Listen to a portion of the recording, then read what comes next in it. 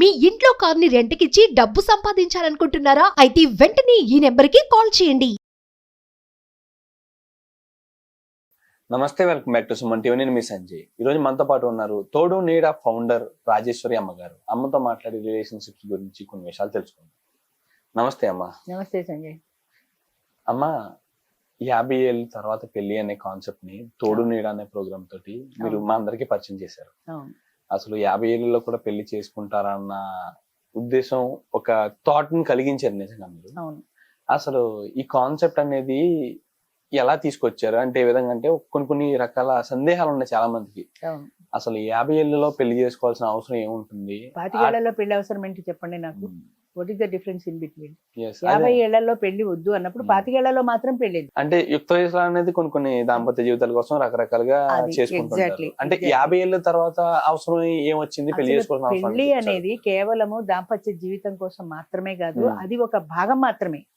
భార్యాభర్తలు కలిసి జీవించటంలో వాళ్ళిద్దరి మధ్యన ఒక ఎమోషనల్ రిలేషన్ ఏర్పడుతుంది, ఒక బాండింగ్ ఏర్పడుతుంది. ఒకరి కోసం ఒకరు ఉంటారు, నీ కోసం నేను, నా కోసం నువ్వు అన్న ఫీలింగ్ ఉంటుంది. కష్ట సుఖాల్లో పాలు పంచుకుంటారు. ఇన్ని బాండింగ్స్ ఉన్నాయి అందులో. 50 ఏళ్ళకి పెళ్లి చేసుకున్నా కూడా అదే బాండింగ్ తో ఉంటారు. అద్భుతమైన కథలు మా దగ్గర. ఆయనకి 65 ఏళ్ళు, ఆమె దగ్గర 60 ఏళ్ళు. పెళ్లి చేసుకున్నారు ఇద్దరు. ఆయన సిగరెట్ తాగుతాడు, నాన్ వెజ్ తింటాడు, రోటీ తింటాడు, నార్త్ ఇండియన్ కాబట్టి. ఈమె కన్వర్టెడ్ క్రిస్టియన్ బ్రాహ్మిన్ లేడీ. ఆయన సిగరెట్ మానేశాడు. ఎందుకంటే ఆమె ఇంట్లో ఎవరు మగాళ్ళు ఉండరు, ఒంటరిగా ఉంటుంది. సిగరెట్ వాసన ఆమెకి పడదేమో, ఆ పక్కన కూర్చొని నేను సిగరెట్ తాగుతుంటే ఆమెకు పడదు అని సిగరెట్ మానేశాడు. నాన్ వెజ్ మానేశాడు. నాన్ వెజ్ ఎందుకు మానేశాడంటే ఆమె బ్రాహ్మిన్ కమ్యూనిటీ కదా, ఆమె వెజిటేరియన్, నాన్ వెజ్ తినదు. ఆ పక్కన కూర్చొని నేను బొంకి ఏరుకుంటూ తింటుంటే ఆమెకి అసహ్యం అనిపిస్తుంది అని నాన్ వెజ్ మానేశాడు. మరి రోటీ ఎందుకు మానేశాడు? రోటీ వెజిటేరియన్స్ కూడా తింటారు కదా. ఆయన అడిగారు, మీరు రోటీ ఎందుకు మానేశారు అంటే ఆయన ఏం చెప్పాడంటే, ఆవిడ అన్నం మెత్తగా వండి చక్కగా ముద్దలు చేసి నాకు కలిపి నా నోటికి అందిస్తుంటే ఆ ముద్దలు ఇలాగా నాకు దిగిపోతాయి మెత్తగా. అలా అలవాటైపోయి ఇప్పుడు రోటీ తింటే నాకు గట్టిగా అనిపిస్తోందండి అని చేత రోటీ మానేశాను అన్నాడు.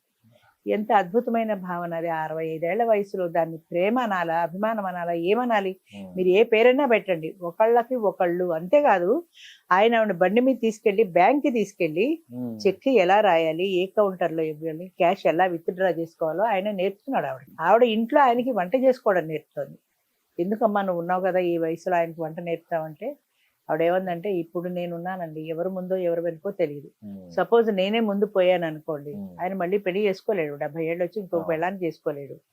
అటువంటి టైంలో ఆయనకి ఫుడ్ ఎవరు పెడతారు? పిల్లలందరూ ఎవరు ఉద్యోగాల్లో వాళ్ళు ఉన్నారు. ఈయన పిల్లల దగ్గరికి వెళ్ళడు. వంట నేర్పితే కనీసం వండుకు తిని ఏడ్చుకుంటేనే పడుకుంటాడు కదా. పిల్లలు అసలు పట్టించుకొని లేదు, పట్టించుకుంటారు. కానీ ఉద్యోగాల్లో వెళ్ళిపోయిన వాళ్ళు ఎంతవరకు పట్టించుకుంటారు? ఈయన ఇవాళ నా మనసులో బాధగా ఉంది, నాకు పెళ్ళాం గుర్తొచ్చిందంటే ఏ కొడుకు ఉద్యోగం మానేసి వచ్చి ఓదారుస్తాడు? వాళ్ళని తప్పుపడడానికి లేదు. పిల్లలందరూ కూడా మనమే పంపించాం, దేశ విదేశాలు పంపించాం. ఈ రోజున మనం పెద్దవాళ్ళం అయిపోయిన తర్వాత ఆ పిల్లలు అందుబాటులో లేరు, నాకు హార్ట్ అటాక్ వచ్చిందంటే పరిగెత్తుకుంటూ రాలేడు కదా. వాడికి సెలవు దొరకాలి, అక్కడి నుంచి విమానం ఎక్కి రావాలి. అంటే ఇప్పుడు రకరకాలుగా అనుకుంటున్నారమ్మ సొసైటీలో. ఏ విధంగా అంటే, ఇప్పుడు యుక్త వయసులో ఉన్న వాళ్ళు విడాకులు తీసుకుంటుంటేనే మనమే తప్పు పడుతున్నాం. అంటే విడాకులు తీసుకుంటే రెండో పెళ్లి చేసుకుంటుంటే, ఇప్పుడు 50 ఏళ్లలో పెళ్లి చేసుకోవాల్సిన అవసరం ఏముంది? అసలు పెళ్లి ఇలా రకరకాల ఏముంది అంటే, 50 ఏళ్లలోనే పెళ్లి అవసరం అండి. ఎందుకంటే ఒక మనిషి తోడు అవసరం. పెళ్లి అనే చెప్పట్ల, మనిషికి మనిషి తోడు అవసరం. వయసు మీద పడుతున్న కొద్దీ కూడా ఇంకొక మనిషి మీద డిపెండ్ అవుతారు. ఇప్పుడు నేనున్నాను, నేను 25 ఏళ్ల వయసులో టకటకా మెట్లు దిగిపోయేదాన్ని మేడ ఎక్కినప్పుడు.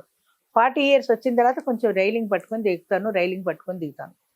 విడిగా ఎక్కలేను, విడిగా దిగలేను, భయం. అదే 60-70 ఏళ్ళు వచ్చాయి అనుకోండి, ఇంకో మనిషి సహాయం లేకుండా దిగలేను, ఎక్కలేను. ఇంచేత వయసుతో పాటు బయలాజికల్ చేంజెస్ అనేవి శారీరకంగా వచ్చేస్తాయి. అలాంటి టైంలో ఒక మనిషి తోడు చాలా అవసరం వాళ్ళకి.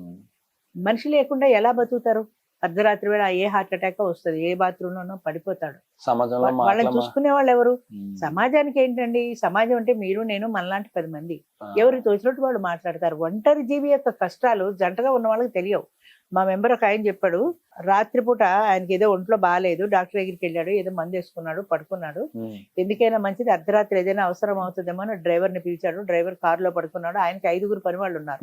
పని మనిషి ఉంది, వంట మనిషి ఉంది, ఒక కేర్ టేకర్ ఉన్నాడు, డ్రైవర్ ఉన్నాడు, మరి ఇంకా వాచ్మెన్ ఉన్నాడు. 5 పని వాళ్ళు ఉన్నది ఒక్కడు.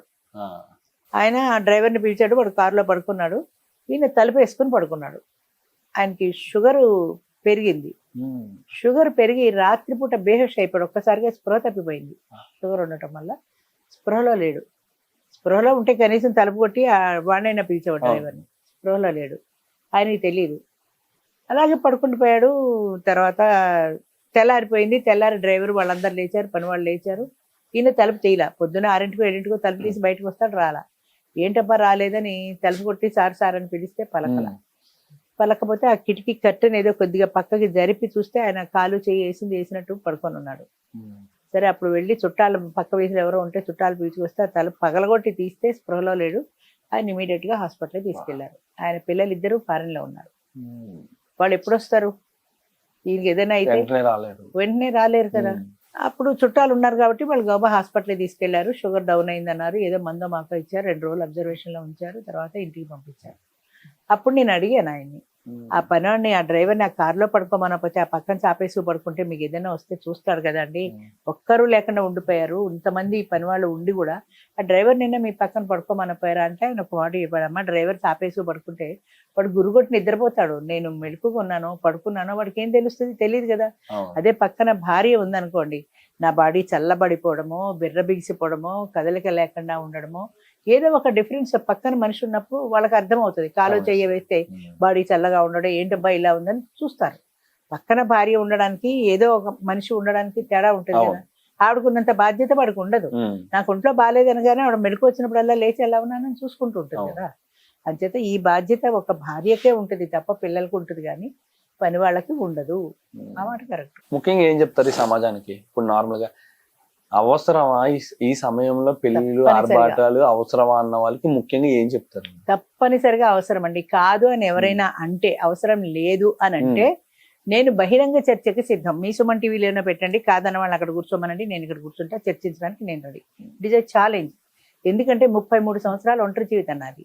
ఆ 33 సంవత్సరాల్లో ఎన్ని బాధలు, ఎన్ని అవమానాలు, ఎన్ని అవహేళనలు, ఎన్ని ఇబ్బందులు పడ్డానో అది నాకు తెలుసు. వాళ్ళకేం తెలుస్తుంది? భార్య పక్కన ఉండగా హాయిగా కడుపు నిండా భోంచేసి ఇప్పుడు నీకు తిండి ఎందుకు అన్నవాడికిను, ఆ తిండి లేక బాధపడ్డవాడికి తేడా ఉంటుంది కదా. అంచేత పెళ్లి అని చెప్పట్లే నేను, మనిషికి మనిషి తోడవు. ఇంకొకటి అండి, ఇప్పుడు ఇది తోడు నీడలో వేరే బ్రాంచెస్ ఉన్నాయి. అంటే కమ్యూనిటీ లివింగ్ అని ఉంది. కమ్యూనిటీ లివింగ్ అంటే ఇప్పుడు పెళ్లి అంటే ఇష్టం లేకుండా ఉంటారు. 4 మగాళ్ళు కలిసి బ్యాచులర్స్ లాగా ఉండొచ్చు ఇల్లు తీసుకుని. ఇప్పుడు ఉద్యోగాలు చేసే వాళ్ళు ఉంటున్నారు కదా అట్లా హాస్టల్ కాకుండా. అలాగే 4 అమ్మాయిలు కలిసి ఉండొచ్చు, 4 ఆడాళ్ళు కలిసి ఉండండి, 4 మగాళ్ళు కలిసి ఉండండి. లేదా లివింగ్ రిలేషన్ లో ఉండాలంటే ఆడమగ కలిసి ఉండండి. ఎలా ఉండండి. ఒంటరి జీవితం, వేదనాభరితమైన జీవితం వద్దు. నేను చెప్పేది అది ఒక్కటే. తోడలేని ఒంటరి జీవితం వద్దు. ఒంటరిగా బాధపడ్డ వాళ్ళు, చచ్చిపోయిన వాళ్ళు, యాక్సిడెంట్లు అయిన వాళ్ళు ఎంతో మంది ఉన్నారు. అంచేత అలాంటి ఒంటరి జీవితం మీకెందుకు? హాయిగా ఇంకొక మనిషితో ఒక ఫ్రెండ్ని పెట్టుకోండి. మీ ఇష్టం. ఒక మగతోడు పెట్టుకోండి, ఒక ఆడతోడు పెట్టుకోండి, ఏదైనా పెట్టుకోండి. ఆడామగ కలిసి ఉండాలి అని మాత్రమే నేను చెప్పట్లా. కొంతమంది ఆడాళ్ళు ఉండండి, కొంతమంది మగాళ్ళు ఉండండి, లేదా ఆడామగ ఉండండి. ఎట్లా అయినా ఉండండి, ఒంటరిగా ఉండద్దు. అదొకటి నేను చెప్పేది. పెళ్లి అనేది 50 తర్వాత దాటిన తర్వాత పెళ్లి అనేది అదే చెప్తున్నా. 50 ఏళ్ళ అవసరం అనేది మెయిన్ తోడు కోసం. అదొక బాండింగ్. చిన్నప్పటి నుంచి ఉన్న పిల్లలు ఉన్నప్పుడు అది పిల్లలు పెంచడం బాధ్యత, పెళ్లి ఇవన్నీ ఉంటాయి. వీటన్నింటితో పాటు ఒక ఎఫెక్షన్ ఉంటుంది. ఆ పిల్లల పెళ్లిళ్ళు అయిపోయి అప్పుడప్పుడు పండగకు వచ్చారంటే ఎంతో ఆనందం అనిపిస్తుంది. మనవాళ్ళు మనవరాళ్ళు, తాత, అమ్మ అంటూ తిరుగుతుంటే ఎంతో సంతోషం అనిపిస్తుంది. అది అనుభవం ఉంటేనే తెలుస్తుందండి, లేకపోతే తెలియదు. ఒక మనిషి విలువ మన దగ్గర ఉన్నప్పుడు కాదు, లేనప్పుడు బాగా తెలుస్తుంది. కానీ ఒక్కొక్క సందర్భంలో మనిషి అవసరం ఖచ్చితంగా అవసరం అవుతుంది. నిజంగా మీరు అన్నట్టుగా ఒక 50 ఏళ్ళు దాటిన తర్వాత తన పని తను చేసుకోవాలన్నా కొంతమందికి సహకరించదు, ఒకరి మీద డిపెండ్ అవ్వాల్సి వస్తుంది. ప్రతి పని తను చేసుకోలేరు. ఖచ్చితంగా ఒక మనిషి సహాయం అనేది కావాలి. అలాంటి సందర్భంలో పిల్లలు ఉండరు, మనవాళ్ళు ఉండరు, ఎవరు ఉండరు దగ్గర. కట్టుకున్న భార్య ఉండకపోవచ్చు, లేదంటే కట్టుకున్న భర్త ఉండకపోవచ్చు. అలాంటి సందర్భంలో నేను 80-90 ఏళ్ల వయసులో కనుక పార్ట్నర్ చనిపోతే రెండో వాళ్ళు సంవత్సరం తిరగకుండా చనిపోతున్నారు. అలాంటి సందర్భాలు కూడా చాలా చూసాను. మా బంధువుల్లో ఒక ఆయనకి 80+ ఉంటాయి, ఆవిడకి 80+ ఉంటాయి, ఆయనకి దగ్గర 90. భార్య చనిపోయింది, సంవత్సరం తిరగలేదు ఆయన చనిపోవడానికి. అంటే కనపడని బెంగ, బయటికి చెప్పలేరు కానీ మానసికమైన వేదన. నా 80 ఏళ్ళ నా పిల్లని చచ్చిపోయింది నేను ఎవరితో చెప్పలేకపోవచ్చు. కానీ ఆ ఒంటరితనం అన్నది, ఆ మనిషి తోడు ఏదో ఇంట్లో తిరుగుతుంటే ఒక మనిషి ఉంది అనే ధైర్యం, అది లేకుండా ఒక్కడో అయిపోయినప్పుడు ఆయన బెంగ పెట్టుకుని చచ్చిపోయాడు చివరికి. మొన్న రాత్రి లయన్ విజయ్ కుమార్ అని ఉన్నాడు ఆయన భార్య చనిపోయింది. ఆయన జస్ట్ 60+, పెద్ద ఏజ్ కూడా ఏం కాదు. ఆయనకి ఏదో హెల్త్ బాగాలేదనుకుంటా, ఆయన భార్య చనిపోయింది, సంవత్సరం జరిగేప్పటికి ఆయన మన రాత్రి ఆయన కూడా చనిపోయాడు. అంటే ఒక మనిషి తోడు, నా మనిషి అన్న మనిషి ఎప్పుడైతే మిస్ అవుతారో కొంతమంది అది తట్టుకోలేరు. కొంతమంది తట్టుకు నిలబడగలుగుతారు, అందరూ చచ్చిపోతున్నారు అంటారా నేను, అలా తట్టుకోలేని వాళ్ళు వెళ్ళిపోతుంటారు. ఆ తోడుకి అంత ప్రాధాన్యత ఉంది, మనిషి తోడు అని. ఈ వీడియోతో ఖచ్చితంగా ప్రతి ఒక్కరికి సమాజంలో ప్రతి ఒక్కరికి అంటే 50 ఏళ్ళ తర్వాత పెళ్లి ఏంట్రా అన్న ఆలోచన వచ్చిన ప్రతి ఒక్కరికి ఖచ్చితంగా అర్థమవుతుంది. నేను అదే చెప్తున్నాను, ఈ పెళ్లి ఎందుకు అన్న వాళ్ళు ఎవరైనా ఉంటే నా దగ్గర రండి, కూర్చోండి, నేను బహిరంగ చర్చకి నేను సిద్ధమని చెప్తాను. ఎవ్వరూ రారు. ఇప్పుడు మనం ఇది తీస్తాం, దీని వెనకాల కామెంట్స్ పెడతారు, చీ చా అదేదో పెడతారు. ఇలా అనే బదులు నువ్వు రా, కూర్చొని మాట్లాడదాం. చట్టం ఒప్పుకుంటోందండి, రెండో పెళ్లి తప్పు కాదు, చట్టం ఒప్పుకుంటోంది. శాస్త్రం కూడా పరాశర స్మృతిలో వివాహం చేసుకోవచ్చు స్త్రీ కూడా, శాస్త్రం ఒప్పుకుంటుంది. ఇంకా ఒప్పుకోంది ఏంటంటే మన మైండ్ సెట్. తర్వాత ఇంకొక విషయం కూడా చెప్తాను నేను, మగవాడు పెళ్లి చేసుకోవడం, రెండో పెళ్లి, మూడో పెళ్లి మన తాతల కాలం నుంచి ఉన్నాయి. మీకు గుర్తుందో లేదో, తాత ముత్తాతల కాలంలో కూడా 60-70 ఏళ్ళు వచ్చిన మగాడు పెళ్లి చేసుకున్నాడు. మళ్ళీ తర్వాత 20-30 ఏళ్ల అమ్మాయినే చేసుకున్నాడు. పుత్రబొమ్మ పూర్ణమ్మ కథ. అంత చిన్న వయసులో పెళ్లి అనేది, అసలు పెళ్లి ఇంకొక స్త్రీ కావాలి అన్న కోరిక ఏనాడు నుంచే ఉంది కదా. ఇప్పుడు ఎందుకు అడ్డు పెడుతున్నారు అంటే ఈ ఆడది బయటకు వచ్చింది. ఇప్పుడు ఇదివరకు మగవాడు ఒక్కడే ధైర్యంగా పెళ్లి చేసుకునేవాడు, ఇప్పుడు ఆడదానికి కూడా పెళ్లి చేస్తున్నాం. అదొకటే వాళ్ళకి యాక్సెప్ట్ చేయలేదు, సొసైటీ యాక్సెప్ట్ చేయలేదు. అదొకటే. మీరు ఎంచుకున్న పద్ధతి కానీ సంథింగ్ ఈ ఎన్జిఓని స్థాపించడానికి ఉన్న ముఖ్య ఉద్దేశం కానీ చాలా మంచిదమ్మా. కానీ ఎవరు ఆలోచించరు. యుక్త వయసులో తోడు కావాలని పరుగులు పెట్టే యువతను చూస్తున్నాం, కానీ ఒక ఏజ్ వచ్చాక మన తల్లిదండ్రులకి మనం అవైలబుల్ ఉండం, వాళ్ళకి తోడు ఆలోచించాల్సిన అవసరం కూడా లేదు. వాళ్ళు ఆలోచించలేదని నేను పట్టించుకోను కూడా, ఎందుకంటే నా కార్యక్రమం ఎవరో అవసరం అనుకుంటే వాళ్ళే పరిగెత్తుకుంటూ వస్తారు నా దగ్గర. అంటే వాళ్ళకి రాని ఆలోచన మీకు రావడం చాలా గొప్పగా నేను ఉద్దేశిస్తున్నాను. ఏ విధంగా అంటే తల్లిదండ్రులు అప్పుడు పిల్లల బాధ్యత ఎంత వరకు ఉంటే తల్లిదండ్రులు తీసుకున్నంత వరకు పిల్లల బాధ్యత చూసుకుంటారు. ఓకే, వీళ్ళ బాధ్యత వచ్చిన తర్వాత వెళ్ళిపోతారు. ఉద్యోగం వచ్చింది, భార్య వచ్చింది, పిల్లలు వచ్చారు, వీళ్ళ బాధ్యతలో వీళ్ళు ఉంటారు, కానీ తల్లిదండ్రులు పట్టించుకోరు. అలాంటి సందర్భంలో తల్లిదండ్రులకు తోడు కావాల్సి వస్తే అంతే కదా, కనిపిదు. అలాంటి సందర్భాల్లో ఎక్కువ చూస్తున్నాము. ఓల్డేజ్ హోమ్ లో ఉండే వాళ్ళు, మా పిల్లలు మమ్మల్ని పట్టించుకోవట్లేదు, పెళ్లి అయిన తర్వాత వాడు పెళ్ళ మాట తప్ప మా మాట వింటలేదు, మమ్మల్ని చూడడు, మమ్మల్తో మాట్లాడు అని దంపతులు గాని, ఒంటరి వాళ్ళు గాని ఎంతమంది బాధాకరంగా ఓల్డేజ్ హోమ్ లో జీవితాలు వెళ్ళదీస్తున్నారు. అలాంటి వాళ్ళకి ఒక తోడు కల్పిస్తే తప్పు కాదు కదా. అవునమ్మా. ఓల్డేజ్ హోమ్ నుంచి మాకు కూడా ఫోన్లు వస్తుంటాయి అప్పుడప్పుడు, నేను ఓల్డేజ్ హోమ్ లో ఉంటున్నాను, నాకు ఒక తోడు కావాలి. అయితే దురదృష్టం ఏంటంటే వాళ్ళు ఫైనాన్షియల్లీ వెల్ ఆఫ్ కాదు. వాడికి 10,000-5,000 పెన్షన్ ఉంటుంది, ఆ 10,000 అక్కడ ఇచ్చి అక్కడ భోంచేసి అక్కడ ఉంటాడు. వీడికి పెళ్లి చేసుకుంటే వేరే పెళ్ళం వస్తే కాపురం పెట్టి ఆమెను పోషించగలిగే స్థాయి లేదు వాళ్ళకి. అందుకని ఓల్డేజ్ హోమ్ లో వాళ్ళు కూడా ఏమని అడుగుతారంటే, ఆమెకి పెన్షన్, ఇల్లు, ఆస్తి ఉన్నాముంటే చెప్పండి, ఆమె నన్ను పోషిస్తుంది. అది వాళ్ళు అడిగేది. వాళ్ళ ఉద్దేశం డబ్బు కాదమ్మా, తోడు కావాలి. వాళ్ళకి తోడు కావాలి అంటే నేను పోషించలేను కాబట్టి ఆమె నిన్ను పోషించచ్చు కదా అని. కానీ చేసుకునే ఆవిడ ఏమనుకుంటుంది, ఈవిడ బరువు బాధ్యతలు ఆయన మొయ్యాలనుకుంటుంది, ఆయన బరువు బాధ్యతలు ఈవిడ మొయ్యాలనుకోదు కదా. అంచేత వాళ్ళకి పెళ్లిళ్ళు అయ్యే అవకాశాలు తక్కువ. వాళ్ళు చాలా మంది వస్తారు, చాలా మంది అడుగుతుంటారు, కొంతమంది వస్తుంటారు కూడా, అయినా మా ప్రయత్నం ఏం చేసుకుంటామని ఎవరు ఒప్పుకోరు అలాంటి బరువు బాధ్యతలు ఈ వయసులో స్వీకరించడానికి. థ్యాంక్ యూ అమ్మా, థ్యాంక్ యూ వెరీ మచ్ అమ్మా. Thank you.